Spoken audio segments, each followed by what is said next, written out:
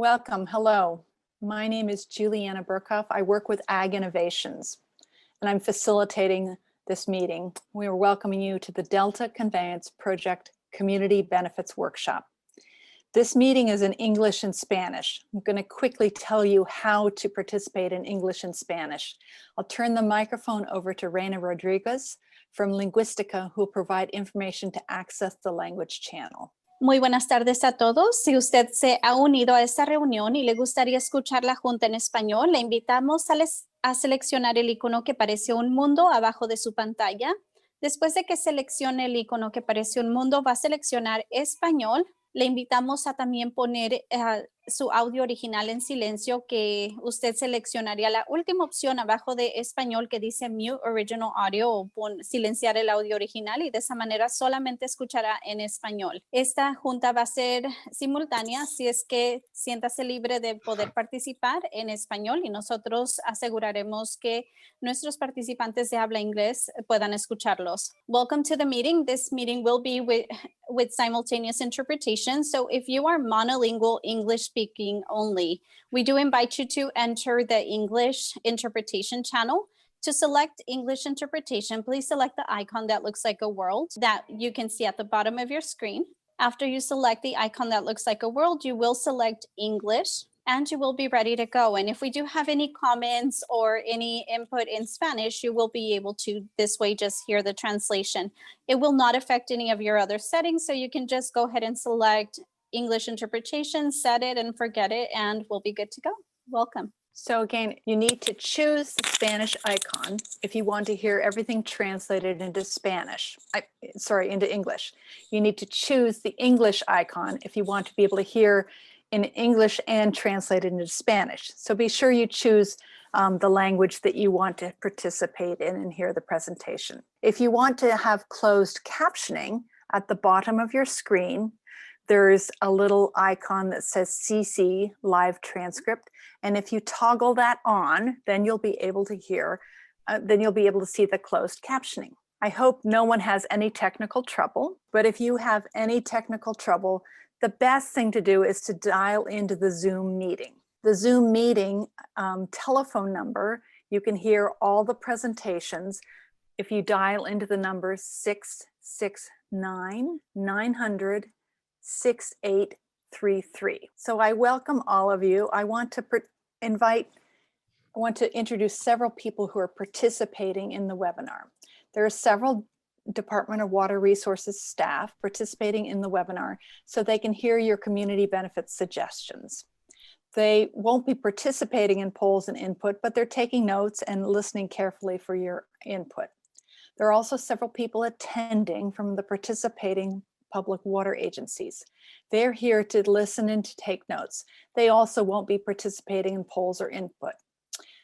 Let me introduce first Francis Brewster from Valley Water. Also, we have Jennifer Nevels from Metropolitan Water District. We also have Brent Walthall from the Kern County Water Agency. Thank you. So to begin, to welcome you to the meeting, let me introduce Tony Estremera. Tony Estremera is the chair of the Santa Clara Valley Water District Board of Directors. He's representing District 6. Valley Water is the water resource management agency for Santa Clara County, providing safe, clean water, natural flood protection, and environmental stewardship for Silicon Valley and its 2 million residents. Tony began his tenure on the Valley Water Board in 1996. He previously served as the board's chairperson in 2001, 2007, and 2014. He's also on the board, a board member for the Delta Conveyance Design and Construction Joint Powers Authority, and he served as its first president from 2018 to 2020. So let me turn the microphone over to you, Mr. Estremera. Thank you, Juliana, for the introduction, and thanks to all the participants that are joining us this evening. In November 2020, my fellow board members and I from Valley Water voted to continue our agency's support of the Delta Conveyance Project. One of the guiding principles that we unanimously adopted for our participation in the Delta Conveyance Project is that public engagement be part of the proposed project. Our board of directors believes that it's vital that stakeholders within the Delta be engaged throughout the project's planning, design, and construction. While people across California will benefit from the Delta, certainly, conveyance project, if it is approved, the local Delta community will bear the burden of construction impacts. And that's why we believe that it's crucial that the Department of Water Resources develops a community benefits program for this project. Your voice allows all the agencies supporting the Delta conveyance project to understand what the community wants to see in a community benefits program. We want to hear from you. I recall growing up in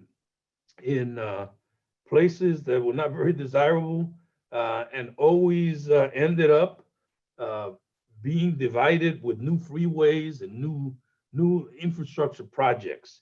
And we always bore the burden, and nobody ever heard what we needed, what we wanted, or how we suffered, or what support we needed. But here we're in a different world, and we want to make sure that the community here participates, expresses its willingness to support the project, but also the benefits that you believe you should receive, that you're entitled to.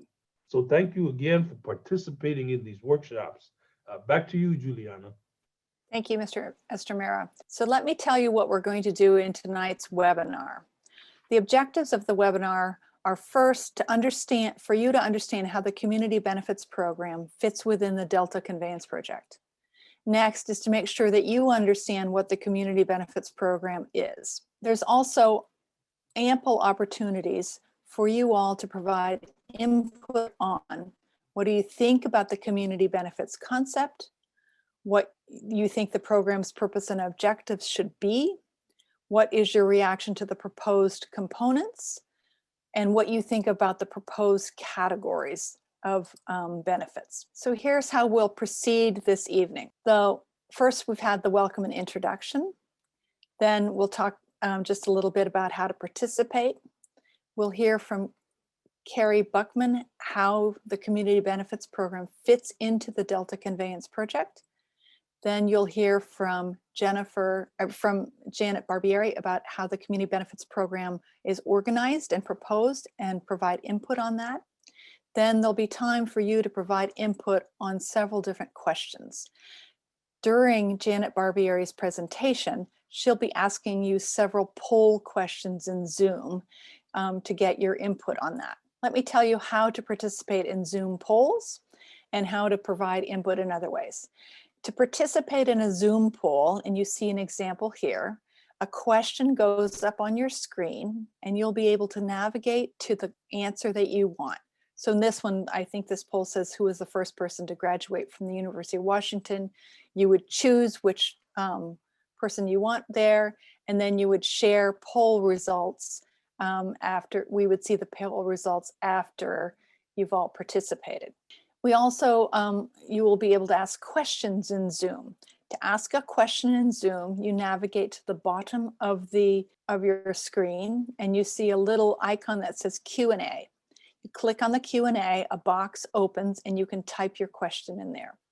We will try to answer questions throughout the webinar, but mostly they'll come toward the end of the evening. Also, you can provide comments. To provide input, you will be able to raise your hand and provide verbal input. If you click the icon on the bottom of the page that says raise hand, then your hand will be raised. I'll see that your hand is raised. I'll send you a note to unmute your microphone, and then you'll be able to provide a comment. You'll have at least 2 minutes to comment on the Community Benefits Program. The next way to provide input is written input. If we run out of time for all of you to provide all of your input, then you can always go to the Department of Water Resources website, and under the Community Benefits Program website, there's a place where you can fill out a community benefits input form. It asks the same questions that we're asking people tonight. You could also just send an email to the Delta Conveyance Community Benefits program email, which is there on the slide, and we can also get it that way. So those are the 4 ways to provide input, and we hope you take advantage of them. As Mr. Estramera said, the Department of Water Resources really wants to have input on this program. So to start with our poll, we want to know, what county do you live in? There's where we have a lot of people from Sacramento County, also from Contra Costa, Alameda, other places, Yolo, Solano, San Joaquin, etc. So thanks so much for sharing where you've come from. So let me turn the microphone over to Carrie Buckman. Carrie Buckman is the Environmental Program Manager at the Department of Water Resources, and she'll explain a little bit about the Delta Conveyance Project and how the Community Benefits Program fits into the Delta Conveyance Project. Carrie. Thanks, Juliana. Good evening, everyone. And just to echo the earlier speakers, we really appreciate you spending part of your evening with us. Thank you for coming. One of the things that we've heard as we started talking about the Community Benefits Program is that people don't necessarily understand what the Delta Conveyance Project is. So while we're going to earmark most of the time tonight to talk about community benefits, we did want to take a few minutes to just have a quick overview of the Delta Conveyance Project, so that this will help frame the rest of the discussion. So to start with, we wanted to talk about the purpose, or the underlying reason that DWR is considering the Delta Conveyance Project. So the purpose and the fundamental objective are to modernize the aging State Water Project, or SWP, infrastructure in the Delta to restore and protect the reliability of SWP water deliveries in a cost-effective manner consistent with the state's water resilience portfolio. To further define that, our objective is really to protect the State Water Project in the face of many challenges and problems, and these objectives really try to get to some of those problems. So as our objectives, we want to be able to address sea level rise and climate change, minimize water supply disruption due to seismic risk, protect water supply reliability, and provide operational flexibility to improve aquatic conditions. So the proposed project, we have a figure on the right of this slide that shows a map of the proposed project. I know it is a little challenging to read in pretty small text in Zoom, but these materials will be available on our website. So the project has a number of basic facilities. The project starts on the Sacramento River with 2 intake sites. This figure shows the 3 intake sites that were included in the notice of preparation, but we are only going to consider 2 intake sites as part of the proposed project. So there would be 2 intake facilities, and they would be connected from the intakes to the South Delta by a tunnel.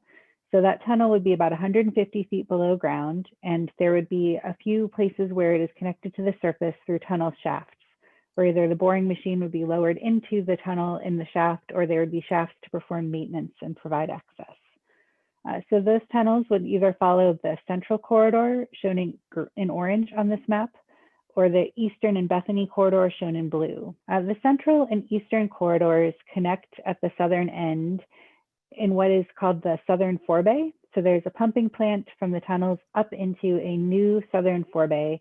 And the purpose of that forebay is to help regulate flows, because we have a pumping plant from the tunnel up to the surface, and then we're connecting to another pumping plant, the existing Banks pumping plant, to pump water up into the California aqueduct.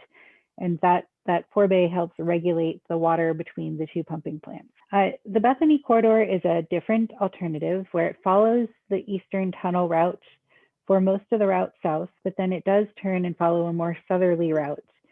There is then 1 pumping plant that pumps the water from the tunnel up into the existing Bethany Reservoir. So that alternative is a little different. 1 pumping plant, no Southern Forebay. We're working right now on a variety of environmental planning and permitting efforts. And so I'm just going to provide a quick overview of those efforts and the schedule. We're starting right now really focused on the California Environmental Quality Act, or CEQA, and the National Environmental Policy Act, or NEPA. DWR is the lead agency under CEQA, and so we're working to prepare an environmental impact report. The United States Army Corps of Engineers would need to issue permits for the project, and as such, they are a NEPA lead agency, so they are preparing an environmental impact statement. The 2 are separate documents, but we're trying to coordinate the schedule so that they are available for public review at the same time. So we're working on developing those documents now, and we're going to go through a process between now and early to mid next year, where we will then release the document for public review and comment. I will then incorporate comments, address those comments, and finalize and make decisions on those documents in late 2023. We're also concurrently working on several other environmental processes. So under the Endangered Species Act, we're developing a biological assessment to document the potential impacts to endangered species. And we're also working on an application for an incidental take permit under the California Endangered Species Act. We'll submit those documents around the same time that we release our public draft EIR and EIS.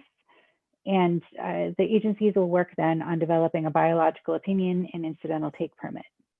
We're also going to be working on a change in point of diversion for our water rights, certification of consistency with the Delta Plan, and several other environmental permits. So part of the reason we wanted to touch on that regulatory process is that it helps frame how we're looking at the community benefits program. So there are three distinct but complementary processes that I wanted to mention. The first is regulatory mitigation. So as we're moving through the CEQA and NEPA processes now, we will be identifying potential effects of the project and working to identify mitigation as part of that effort where we could avoid or reduce or minimize those effects. And when we're talking about a community benefits program, we're talking about an effort that is on top of this mitigation. So if we identify mitigation in the EIR, the community benefits program could provide resources to direct benefits towards communities that are most affected by implementation. And we'd like that to be based on community collaboration. A third component is the Ombudsman program. And the idea of the Ombudsman program is to provide a clearinghouse and a single point of contact to help streamline information support and claims. And that could help ensure just compensation if there are any unexpected construction impacts. And finally, I wanted to talk a little bit about our core commitments. These are the commitments that DWR is really considering as we move through this effort. So if the Delta Conveyance Project is approved, we would be working to implement a community benefits program. And our core commitments as part of that effort include these five commitments. The first is that we will be transparent. So we're engaging in an open process to collaborate. Where we will be constructive, we will participate in good faith with the community to create a positive legacy. We will be inclusive. We're going to seek to have broad stakeholder participation and try to expand the capture of voices. We want to be fair so that the benefits are related to the localized nature of the effects of the project. And this last one, I think, is probably the most important, and I really like to emphasize it, that we see community benefits discussions as unconditional. We do not think that if the community talks to us about the potential for community benefits, that in any way indicates support for the project. The community benefits are not dependent on support for the project, and talking to us about them now doesn't indicate in any way support of the project. With that, Juliana, I'll hand it back to you. Thank you, Carrie. So as people are listening to the presentations, I've noticed this noted before, but I'll say it again. This meeting is being recorded. Also, all the materials are on the Department of Water Resources Community Benefits Program webpage. And this PowerPoint presentation will be up there soon as the text is approved. It'll be in a PDF form very soon. So I hope that helps you all track and follow the information. So let me introduce Janet Barbieri. Janet manages the communications for the Delta Conveyance Project. Janet's going to review the concept of community benefits, the goals and components of the proposed program, and the proposed categories for the community benefits program. Throughout her presentation, she'll be asking several poll questions.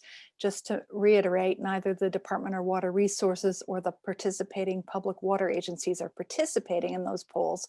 So anything you add is you'll just see your input. And if you're not able to participate in those polls, then you can provide input through the written channels on the Department of Water Resources webpage.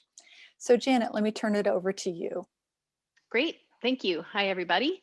I'm going to provide you with a little bit of background on the concept that we've developed for the Community Benefits Program, which we first did at the end of last year and presented that in public in December and January. We then set about conducting some community member interviews to solicit input about the concept. I'll talk more about that in a minute. Our goal really today and at this stage is to refine that concept based on your input. There is a series of 3 public workshops that we'll be having, and I'll explain those in just a minute. But I wanted to start just by saying that our focus today is on the 4 things that you see up on the screen. And then future workshops will focus on other aspects of the program. But for today, we're focusing on what do you think about the community benefits concept? What should the program's purpose and objectives be? What is your reaction to the proposed program components? And what do you think about the proposed categories of benefits? So we're going to go through each one of those in turn. So in terms of our roadmap, sort of what we're doing today and where we're headed, we will provide a summary of today's meeting before the next workshop, and that will be on May 6th. That one will focus on ideas for types of projects that could be included if there were a fund set up, and we'll talk about that more in a minute. The third workshop on May 25th will focus on commitments like targeted hiring program or infrastructure leave behinds and some other things. I also wanted to mention there will be a workshop for tribal members on May 17th. And our primary objective here is to use your input to create a framework, what we're calling a framework for the community benefits program, and to include that framework in the draft environmental impact report that's expected in mid-2022. So that's kind of the schedule driver and why we're starting work on this concept and trying to get public input right now. I mentioned before that we did some community member interviews, and I know there are probably some of you who are new to the idea of community benefits, so I'm going to get there in a minute, but just briefly, I wanted to tell you a little bit about the interviews. We did 44 interviews in all, with the majority of people generally supportive of the concept, but there were a number of concerns as well. Some of those concerns included complexity of the concept, the feasibility of it, issues about trust, need for oversight and enforceable commitments, concern about the timing, like maybe right now it feels a little premature. Notable number of people were concerned about a lack of in-Delta capacity to kind of engage in developing a program or in a fund and that kind of thing. The questions about the longevity of the program, and people wanting more information about relative to CEQA and impacts and impact assessment and mitigation before they really had a sense for, well, I'm not really sure what we need yet in terms of community benefits. But there were also a number of recommendations, and those included things like take a look at existing programs already. Also avoid having people compete with each other or having existing programs compete with each other. So like really being cognizant of what's out there, utilizing existing community action plans and other plans that exist, perhaps funding savings accounts for residents to use for educational or job training, providing lump sums for legacy communities to use at their discretion, ensuring that there's planning and oversight, and that planning and oversight are locally driven, and pretty broad input about different types of projects to consider. And just as a reminder, we're going to get to the project types in the next workshop. So today is more about the concept. So I'm going to start with a couple of slides here, and then we're going to do our first poll. So I wanted to start with why create a community benefits program. So here's the concept as we've envisioned it. And I'll provide this overview and then we'll stop along the way to do the polls. It's common for proponents of large infrastructure projects to develop a set of commitments to acknowledge that if the project is approved, it could have potential adverse effects that communities may endure through construction, particularly for major capital construction works.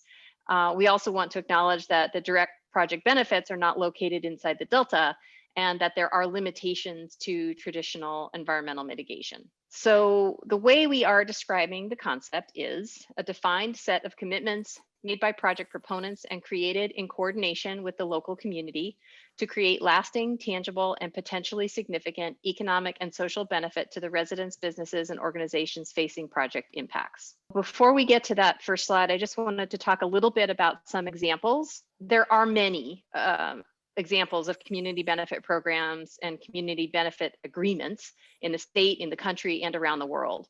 LAX expansion is one example, developed a legally binding CBA or community benefits agreement with a group called the LAX Coalition for Economic, Environmental, and Environmental Justice. It included a local hiring program, increased opportunities for local minority and women-owned businesses, among a lot of other things. The next example there is in New York City. The development of the Croton Water Treatment Plant included integrated site facilities to protect the golf course, but also extensive support for nearby Bronx Borough parks.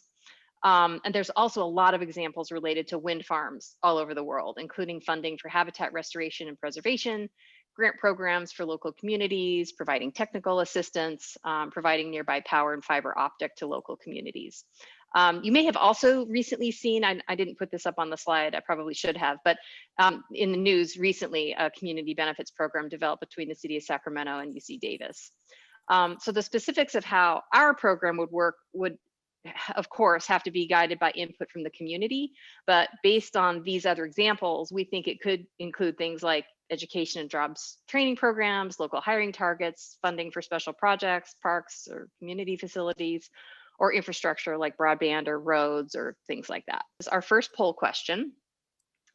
So based on how I've just described the concept so far, we'd like to find out what you think.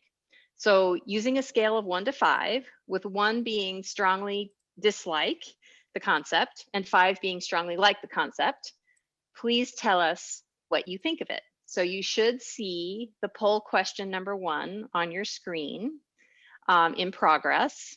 And so go ahead and take a look at that. And I think, yeah, Ryan has toggled back to, so you can see the language of the concept there. And I think what we'll do is we'll just give folks, 30 or 60 seconds maybe to log in there and say what you think. Okay, I think it looks like the votes are slowing down, so I think we'll just stop there. Just looking at that, I think everybody can see that on the screen. We've got a couple folks that are on the low end, and the most part people are in the 3, 4, and 5 range. So thank you for participating in that, and we'll move on. So the community benefits purpose. So I'd like to describe how we have envisioned the purpose and objectives, and I'll just read that to you. The purpose would be to harness the Delta Conveyance Project, a major capital works project, to create measurable economic, social, and other benefits in the local Delta community. We also have objectives. The first one would be to provide a mechanism for the Delta community to identify opportunities for local benefits. The second one would be to provide a mechanism for the project proponents to demonstrate good faith, transparency, and accountability to the community through formal commitments developed with stakeholder input. And the third one is to protect and enhance the unique cultural, recreational, natural resource, and agricultural values of the Delta as an evolving place. And so we're going to do our second poll question here, and we would like to know what you think of the purpose and objectives. And I'm going to describe the poll, and then we'll toggle back so you can see that language again.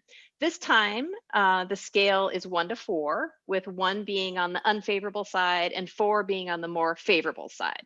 So choice 1 is the proposed purpose and objectives need a lot of refinement, like they need a lot of work. Item 2 is I don't really have an opinion. Item 3 is the purpose and objectives need some refinement. And number 4 is the purpose and objectives look pretty good to me as is. And we'll have a chance later when we get to the input portion of the meeting for you to talk more about that, but we just want to get a sense. What do you think of the purpose and objectives right now? Toggle to the objectives. Yeah, that's great.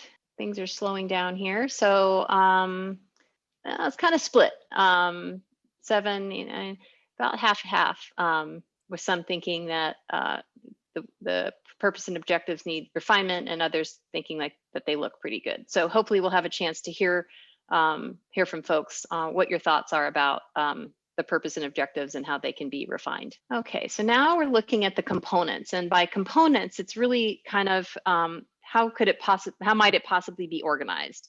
And we've really been looking at it in that there would be 2 components. One would be potentially a fund, and this would be providing grassroots-based framework for development and management of a fund that empowers the local community to identify projects to its benefit. And then the second part, the second component, would be something that we're calling project implementation commitments. So things like hiring targets or labor agreements, jobs training and education, local business utilization, or multi-purpose facilities, or what sometimes people call leave behinds. So those are really the two ways we've been thinking about community benefits. So I just want to quickly do another poll using the same scale, 1 to 4. Tell us what you think about those components, and we'll toggle back to them so you can take a look at them. But again, 1 on the low side, 4 on the high side. The components seem all right. I'm sorry, number 1 is the components need a lot of work, need a lot of refinement, and 4 on the high side is the components look good to me. We'll give everybody a little bit of time. Okay, I'm not seeing any others come in, so we'll stop there.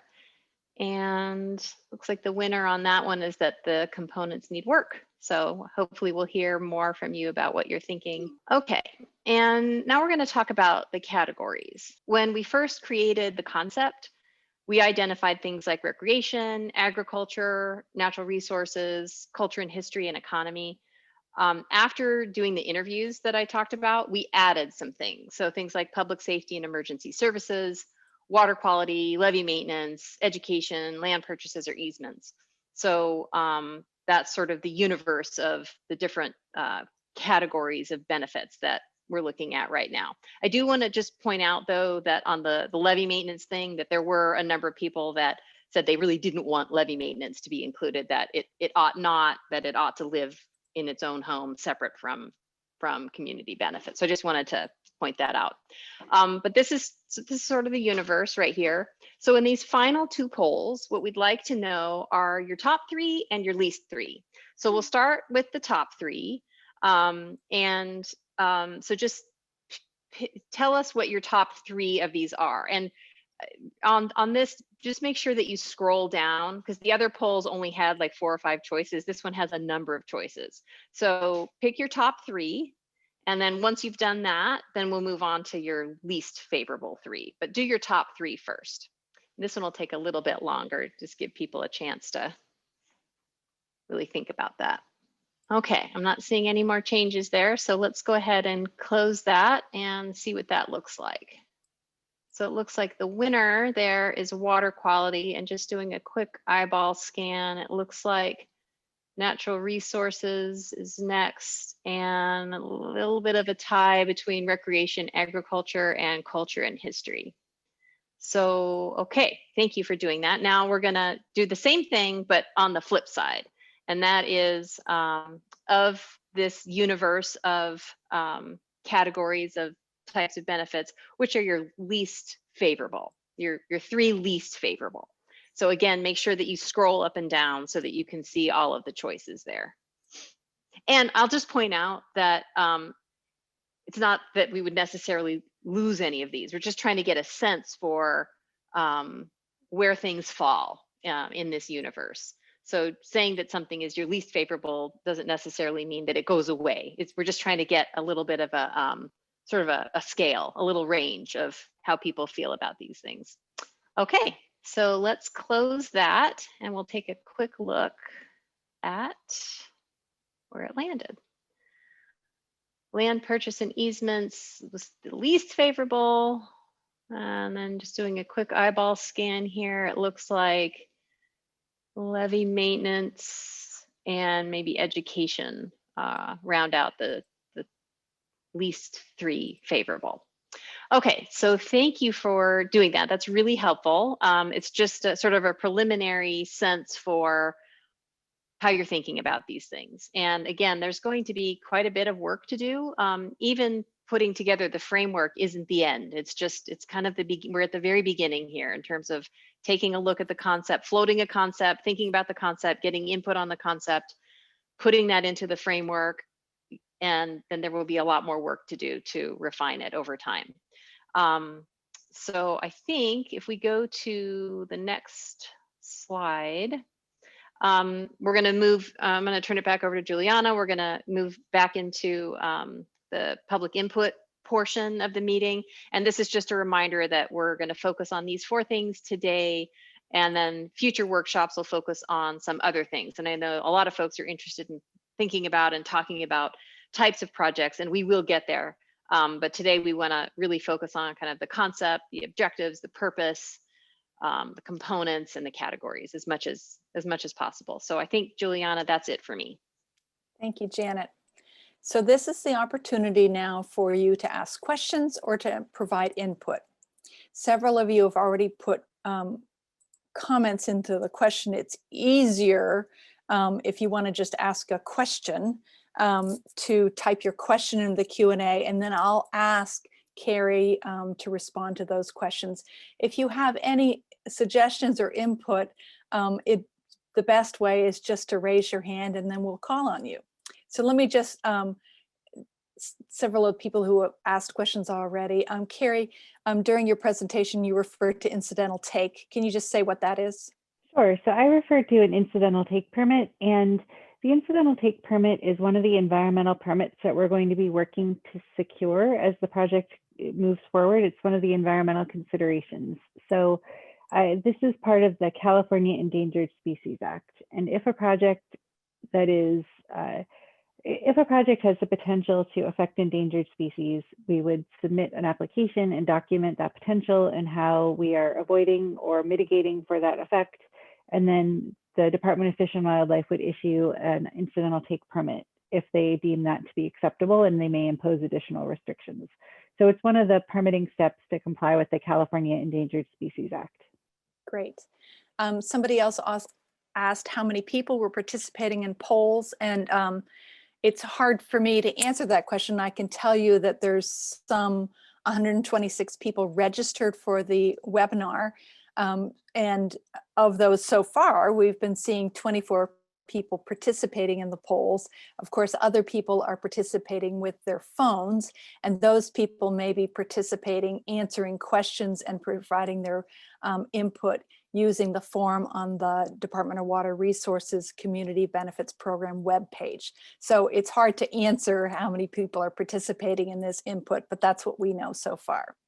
So in just a second, I'm going to ask those of you who have any input to provide your input and just raise your hand. And I noticed that there's one person who asked a question that seems to me to be a comment.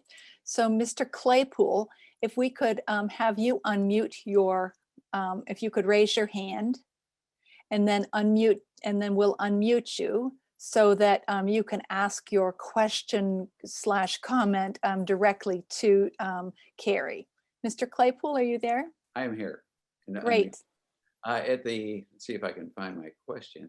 At the, one of the things you sent out to us was a document that says developing the Delta Conveyance Project Community Benefits Program, the draft January 2021. And at the bottom of that, there's a footnote that defines that says that for the Community Benefits Program, it's to be focused on elements related to design and construction components of the Delta Conveyance Project. If there are proposals that are unrelated to design and construction of the DCP, those elements would be addressed through a separate method. As I read this, if we're saying community benefits applies only to design and construction of the DCP, it would seem to throw out a lot of the things we're talking about tonight. So I can start addressing that question, and maybe Janet, if you have something to add, that would be great. So I think if I remember correctly, that footnote was attached to how we would potentially engage stakeholders moving forward. And it was a thought that perhaps there could be a group that was formed as part of the Delta Conveyance Design and Construction Authority, or the DCA. And the DCA is an entity that has organized so far a stakeholder engagement committee that has been providing input into the construction and design part of the project to try to minimize effects to local communities. In the Community Benefits Program, when we were talking about potentially forming a new committee there, the issue with forming that committee as a DCA subcommittee is that it's similarly limited to be focused on design and construction because it's part of the DCA. So that footnote that was a long way of saying that footnote is really only specific to that one piece of an idea about where to put a stakeholder engagement part of the community benefits program. It's not specific to the overall community benefits program. That's not a limitation on the types of things that could be included in the program. It was just that one organizational method that we were considering that may or may not move forward.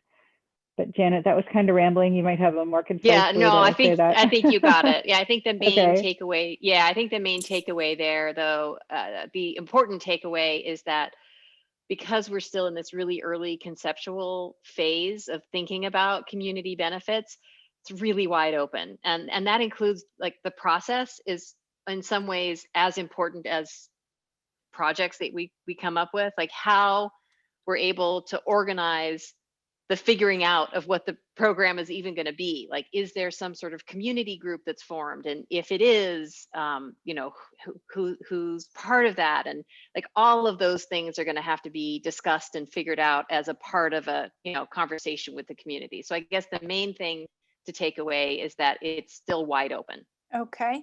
I see that David Glosky has his hand up to ask to provide a comment. Mr. Glosky. Hello, thank you very much for allowing me to comment here. Are you able to hear me? Yes, indeed. Oh, great. So there was a bullet in there that said something about direct project benefits are not available to people in the Delta.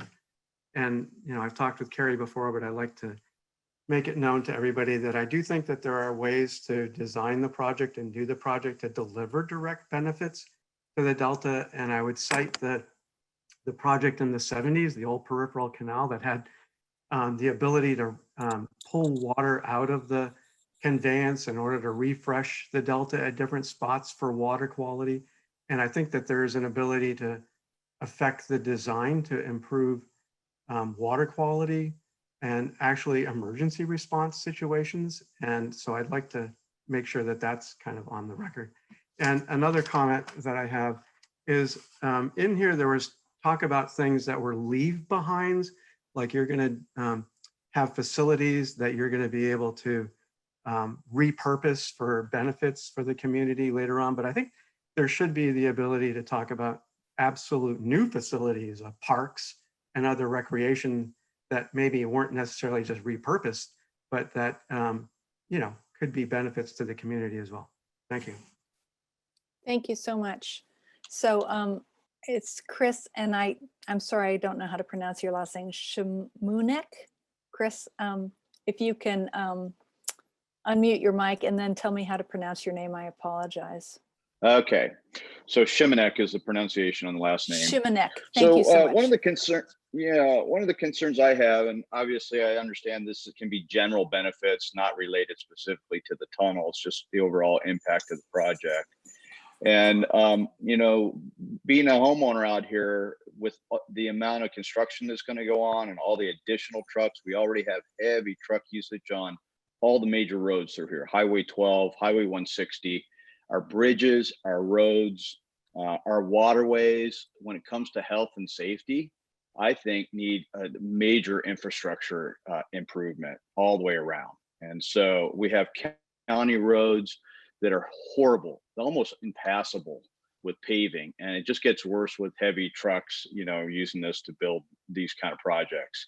So I would say that needs to be somehow integrated into one of the categories.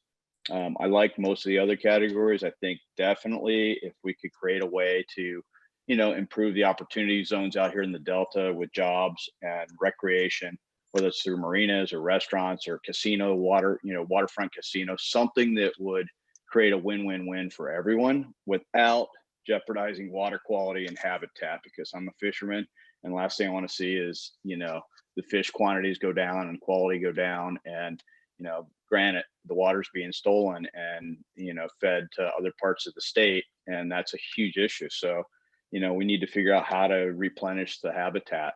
And certainly the endangered species could be a real issue. I'm going to be curious to see how that all flushes out. But those are my comments for now. Thank you very much. There's a person whose telephone number is begins with 323. So I'm sorry, I don't know what your name is. I can't call on you by your name. So please, we've unmuted you. Hello. Yes, Dr. Tom Williams, Sierra Club Water Committee. My primary concern is how do the benefits program projects relate to the compensation mitigation for the proposed project construction and operation impacts? That's the basic one. Will these benefits be counted either as mitigation or compensation for the tunnel impacts? There's also a matter left behinds. The most problematic left behind will be the muck. Tunnel muck from 40 some odd miles, 60-foot diameter will be a significant issue. So you need a lot more detail, a lot more comparison as to benefits for the community versus impacts upon the community. And I'd say seismic hazard is still an element for the water tunnel, because at least some of our studies show that there is subsidence in the delta already, probably due to gas and compaction. But there's also a matter that if there is a significant earthquake, and supposedly this project was based upon concern regarding the risk, and there's a question as to what happens if there's an earthquake and one of the joints between the siphons or the shafts and the tunnel break, and you get water coming out during a flood season in the deltas. So we're quite concerned about these particular parameters, and I can give it in written form later on. Thank you. Thank you so much. So compensation mitigation, Carrie, if you can address that. Yes. So as part of the EIR and the EIS, we will be analyzing the potential for impacts and then having mitigation measures to avoid or reduce or minimize those effects. The idea of this community benefits program is that it will be on top of those mitigation measures. So this will be an additional way to try to address really some of the sort of more nebulous types of effects that may be felt by the communities, things that wouldn't be directly mitigated, such as someone mentioned traffic. We will be seeking to mitigate that as much as we can as part of the EIR. But there are other sort of more nebulous effects that may not be addressed through mitigation. And that's why we want to do something in addition to, over and above what's required. Okay. There's several people who have typed comments into the questions, and so it's hard for us to address those. It'd be better if you just raised your hands, and then you could just ask your comment/question directly. So let's see, did we have somebody else in the queue with their hand up? Yes. Mike, we're not sure what your last name is. Mike, do you want to unmute your line and provide your comment? Sure. Thanks very much. Can you hear me? Yes, we can. Thank you. Great. Thanks so much for this evening and for all the opportunities for input from everybody. Kind of along what Mr. Golosky was saying, that some of the in-Delta project benefits might also include something that fall under the community benefits plans, and that if something can be simultaneously constructed or made or planned during the construction of the project, if and when it happens, when you have equipment on site, when you have roads or something that are already closed off and there are benefits projected, determined for those areas, we can just plan in to have a more efficient implementation of those benefits when the project is going on. Hope that makes sense. Carrie or Janet, do you want to respond to that suggestion? No. I think, thanks for the suggestion. Yeah, very good. Yep, thanks. So do we have anybody else in the queue who wants to talk? So there's a question that I know, Carrie, you'll be able to answer. The question is if you have any idea right now about what the calculation is of how the community benefits program will be funded, how much will be funded, what percentage of the project will be spent on community benefits? Not yet. At this point, we're really trying to get a basic understanding about what we're talking about. We will be working on that as part of our efforts, but we do not yet have a concept of a number. Okay. And Ginny Madston is wondering if you could explain a little bit more about where the community benefits will, what's the area that for the community benefits? How do you, like, what part of the Delta, where would those be? So the reason that we've been focusing on the Delta, as I mentioned earlier, this is the area that we think that the project could have this potential for sort of the nebulous effects that may not be fully captured as part of the environmental mitigation. So that's really why we've been focused on the Delta. I think that if there's a thought about expanding it, we could consider it as long as we understood why and what the motivation was. But at this point, we've primarily been focused on the Delta. Thanks. Anna Swenson has her hand up. Anna, can you hear us? Hi, can you hear me? It's very faint. If you could get closer to your mic. There you go. Can you hear me? Barely, but Hi. yes. So I live in Clarksburg, and my question is, there were some examples that were given of community benefit projects that DWR shared at a DCA SEC meeting. And my question is this: all of the projects that they showed us showed not 100% satisfaction or completion of the proposed community benefit. So how is the Delta different? How are you guys going to make sure that whatever community benefits projects you promise will actually be completed? And how will you ensure that this won't be just abandoned trails to nowhere or areas where you intend to, like, you know, host farmers market, but they're only half finished and unusable? That's the biggest concern. There's a lot of promises that have been made, but my question is, how is DWR going to change their historical pattern of not completing projects in the name of community benefits? Thank you. Thank you, Anna. Thank you. So perhaps I can get started at answering that question, and Janet, if you could chime in as well. I will say that that is a concern that we've heard through some of the surveys, is that there really is a very important need to identify measures of accountability, that we will demonstrate our accountability and consider that as we move forward. And I've heard that pretty clearly, and I think that that's something that we anticipate being part of our framework for the community benefits program, sort of incorporating into the structure for how we move forward, which I think will be mostly a focus of our third public meeting. So Janet, maybe you have some additional ideas on that one. Yeah, I guess I would just add that, again, sort of as a reminder, you know, we're going to do these workshops and we're working on this concept, and it'll end up as as a framework in the draft EIR, but that will just be it at that moment in time. It'll just be a framework sort of describing what this program generally looks like. The next step will be in actually working with some sort of community group. And I don't know if there's, maybe folks think there's an existing group that can do that, or maybe there's a new group that needs to be formed. We will have to have some conversations with the community and some workshops like this to kind of figure out the process side of it.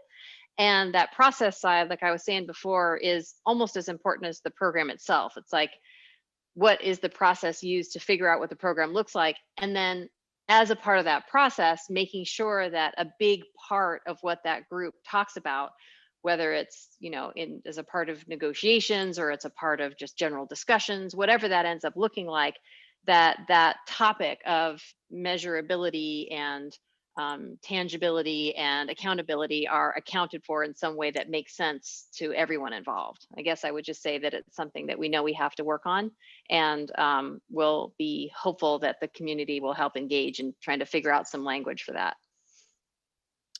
Thanks so much. I know that Ginny Madston also wanted to know what happens if, are there community benefits funds or a community benefits project if the Delta Conveyance project is not built? Carrie or Janet, if the Delta Conveyance project doesn't go forward, will there be a community benefits program? So this community benefits program is specifically a part of the Delta Conveyance Project. So if the Delta Conveyance Project does not move forward, this program would also not move forward. And another person wanted to know where the funding comes for the community benefits program.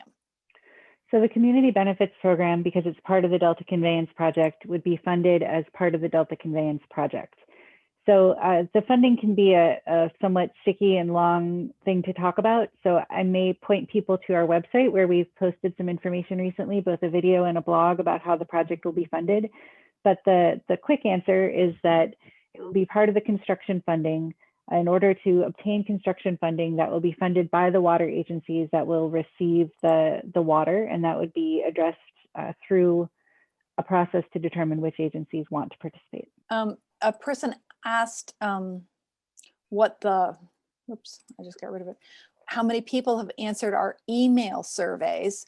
What's the sample size for your data? And so I'm not quite sure what email surveys you're speaking about. Mr. The person's name has been Chiles, C-H-I-L-E-S, or if you could clarify what your question is, then I can help find an answer for you. Let's go ahead. Hello. Yeah, hi, can you hear me? Thanks. Yes, we can. Thank you. Awesome. Yeah, I received a couple email surveys about or at least one about the community benefits program itself and what we thought was important, and that's specifically what I'm referencing. This is how many responses you got from those emails and how big the sample size is. So it sounds to me like you're talking about the survey that Ag Innovations completed. We began in the fall, and then and then just finished the report. I'm not going to remember the number, so I believe it's more than two. Oh, thank you. Another Ag Innovations colleague has told me that the response to that was 2,177 people participated in that email survey. Great. Okay, that's really helpful. Thank you.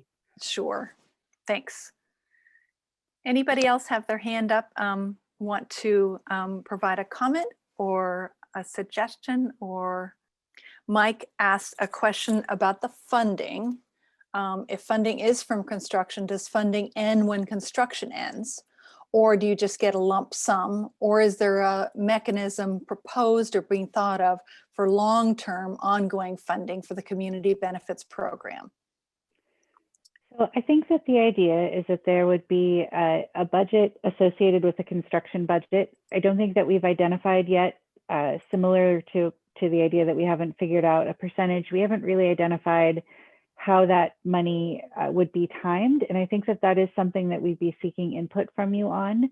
You know, I think that there are different benefits. So if there's sort of a pot of money, is it better to try to have that in one lump sum so you could maybe tackle larger projects? Is it better to save some and have it over time? I think that that's something that we really could use some input on.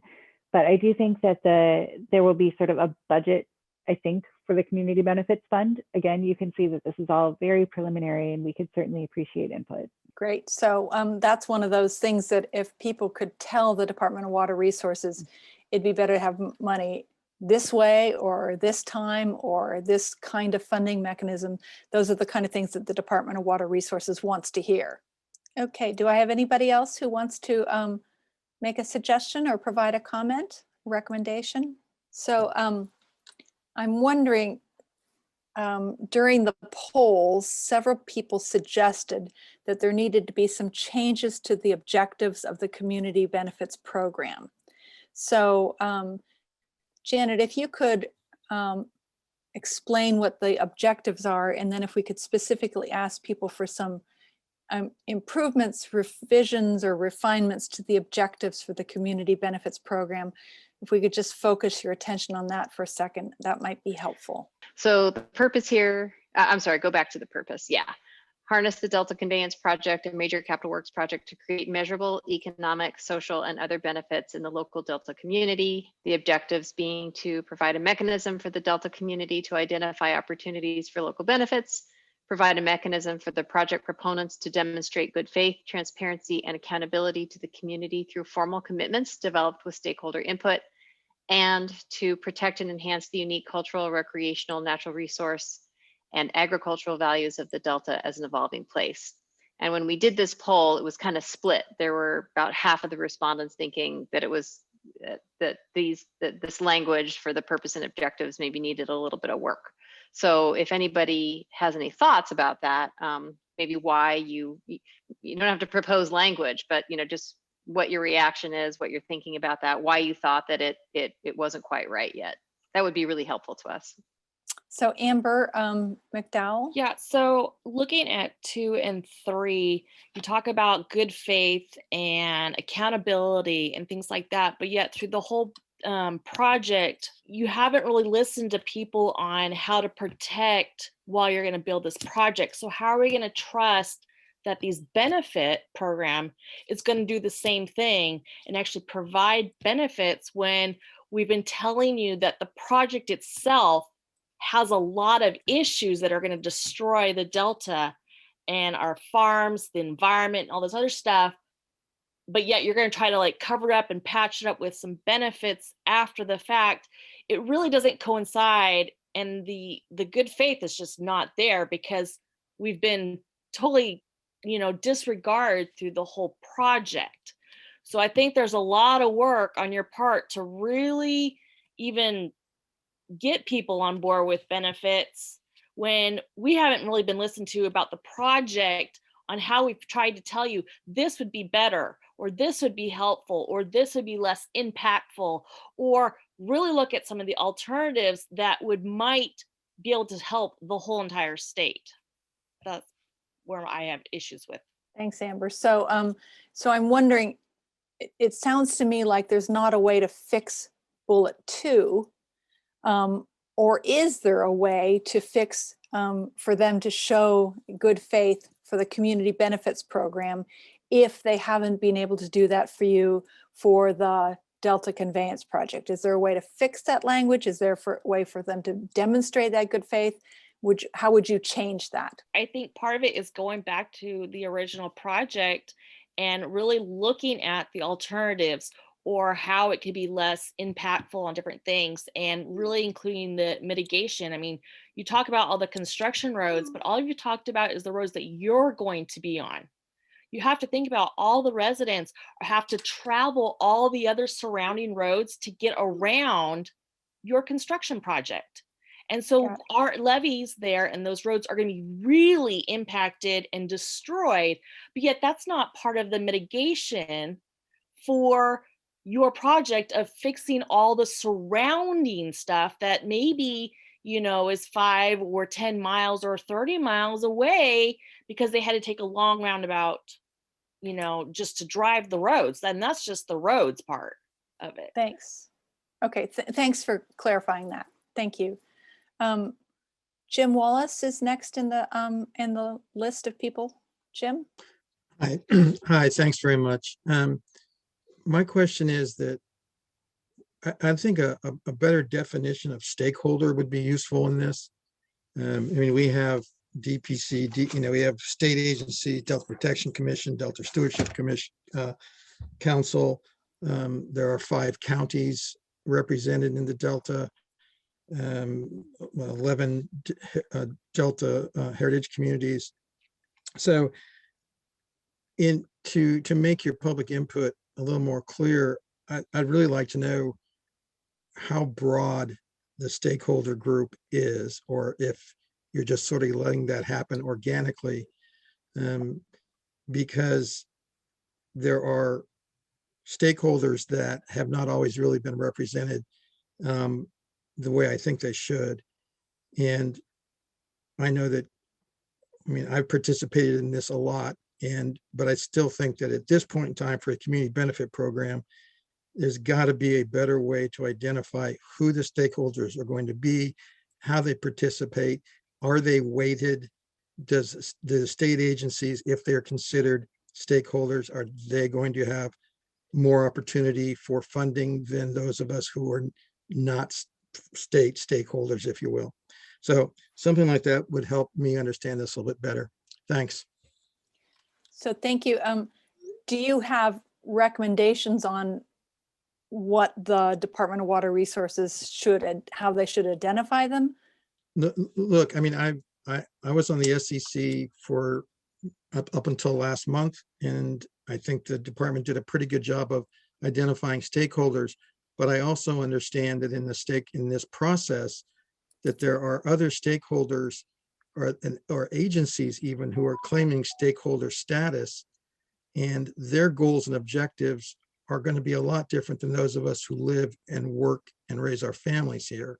And so I would just like to know if there are classes of stakeholders, are there weighted stakeholders? I think that's a really important part of what's moving forward. So to answer your question directly, Julianne, no, I don't really have a suggestion. I'm just aware of the history and the politics of what's going on out here in the Delta. Thanks. So it sounds like you're suggesting that as the program is developed, the people in the Delta need to be participating in who is the stakeholder group, who is the group that's making recommendations, and there might be some sort of different categories of membership or recommendations or suggestions. Do I have that right? Yeah, that's right. And look too, because I mean, I'm aware that when this process started and this whole community benefit program started a year ago, that the state agencies, particularly DPC and Delta Stewardship Council, were considered to be major stakeholders who could see major funding. And that funding, from my mind, at least, if it's still part of the process, and I don't know that it is, but if it is, that funding could impact other projects in the Delta that are more Delta-centric, more community-centric, and less academic-centric and less bureaucratic-centric. So I just want to make sure that moving forward, all of those of us who are willing to put time into this and energy understand that it's a level playing field with the stakeholders. And that includes the ones I've mentioned in the counties and anybody else who have a legitimate stake in the Delta, but who already have funding, who already have a agenda. I guess what I'm advocating for in sort of a simple way is to make sure that the little guy stakeholder is represented in the same way that the major stakeholders are. Got it. Thank you. Okay. David Glosky. Thank you. My comment is, I get the impression as I watch this that there's really. Can you speak a little louder, Mr. Glosky? Sure. I get the impression as I watch this that there's a bit of a desire, the challenges is that you're going to have, funding available for benefits, and you want to fairly and appropriately distribute them around. And so your focus is that, and I would encourage to take a step back to consider all of the benefits of this project, the benefits for water quality, the benefits for the wildlife, if you can articulate those, because it's not just about the allocation of, I guarantee you that working with all the right people, you can come up with a mechanism and people will debate it to, discuss where to spend the benefit money and the budget that's available. But in terms of the benefits of this project are beyond just that. There can be other benefits. And it's important to get, the wildlife and the fish and the water quality and some of those other things. And going back to some of the things I think are possible to get through the design of this thing. So that's my comment. Okay. And so you don't have any changes to the definitions of the objectives. You just want to be clear about the benefits of the program, of the Delta Conveyance Project, and then also clear about the benefits of the Community Benefits Program. Well, I think some of the things I mentioned aren't identified in the objectives, are they? Got it. I see what you're saying. Okay, thank you. We have Debbie Provost. Is it possible, can you hear me okay? We can, yes. Is it possible to put the objectives back up on the screen so we can all work on as I'm speaking, because I think that's an important. Ryan, if you can scroll backwards to the objectives that were in Janet's, yeah, right there.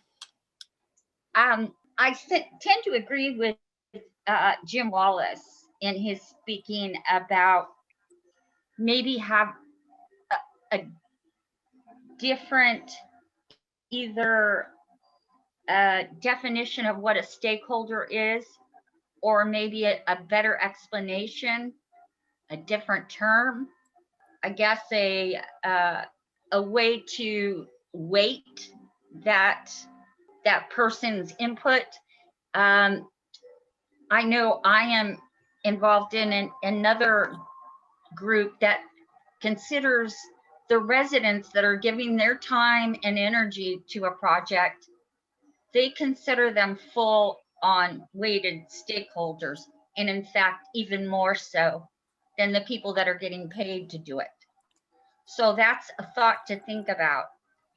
Also, there's a lot more things that need to be added to number 3 besides cultural, recreational, natural resource, and agricultural. You can get into a whole bunch of things there. So I don't know if I would go into each separate thing, or you'd have to define more. Got it. Okay, thank you. So when we come to talk about the categories, I'm going to come back and ask you if there's anything you would add to those categories, because that's what the categories started with, and then people have added to those.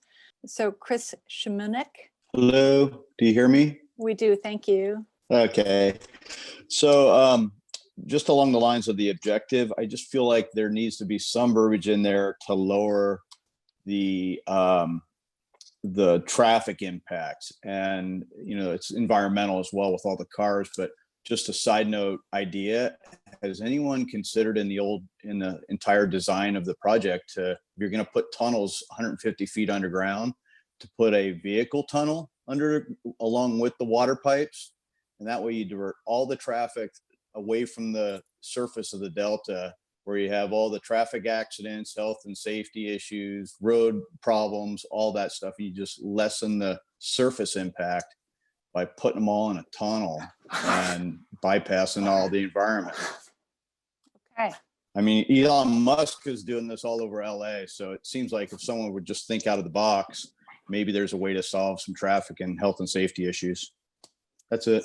Thank you. So those are 2 suggestions on making sure that the objectives include not just the cultural, recreation, natural resource, and agricultural values, but the other values of the Delta.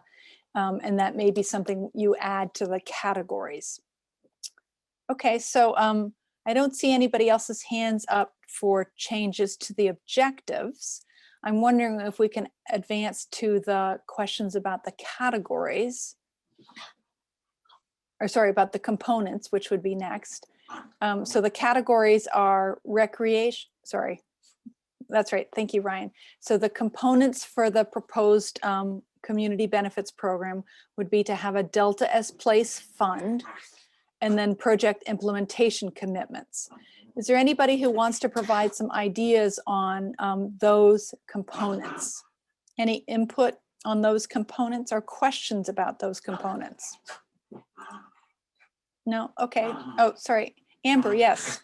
Yeah, I think for project commitments, I think the traffic and the roadways and bridges are just, our infrastructure is not set up for all the traffic that we have with all the commuters and then just the residents and stuff like that these days. And so that is a huge part. I think it really needs to be added to that, is really impacting our areas, is our roadways and bridges. Great. So when we, under the project implementation commitments, anything that can be added there to improve traffic and improve traffic, the amount of traffic and traffic safety would be something important in project implementation commitments. Yes. Thank you. Ms. Provost? Okay, I think I'm muted. Yes. Let's see. As far as Delta as Place Fund, it's an extremely awkward statement. If there's a way we could come up to put that a little differently, I think that would be a little easier to identify issues with that. Maybe the verbiage below it is better, just better suited. And the project implementation commitments. I mean, you do have a big commitment to the people of wherever you're building this big, huge project, to the people of California that are going to be having this in their backyards and on their roads, and affecting their roads, and affecting their, not only their roads, but yes, their restaurants for the good of it. Yes, their hotels and motels for the good of it. But there's a lot of bad that comes with that too. So to think of those things also, that how it affects the people that live it every day. So I think that's important to list that. Yep.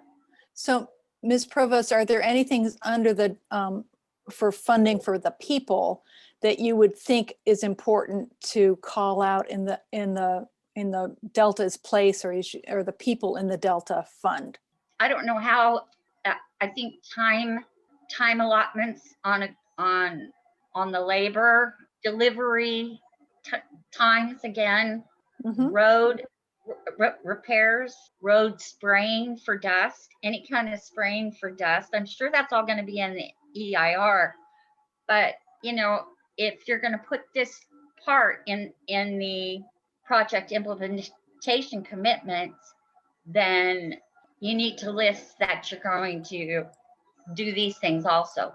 You're going to make sure that you're going to signs up that insist that it's only local travel, and what happens to someone that if they don't follow that rule, if one of the targets go or the trucks go past the target, etc. So, and multi-purpose facilities, I'm not exactly sure what that means. Okay, thank I didn't you. quite understand. Thank you. Janet and Carrie, I know that you've heard many suggestions about multi-purpose facilities from the interviews. What does multi-purpose facilities mean? So I think I was hoping Janet would jump in, because you had mentioned interviews, and I know that she participated in those, and I was not one of the interviewers. But I think that generally what we're talking about for multi-purpose facilities is wondering if there is an option where we are doing some construction to have a facility that has some local use to it.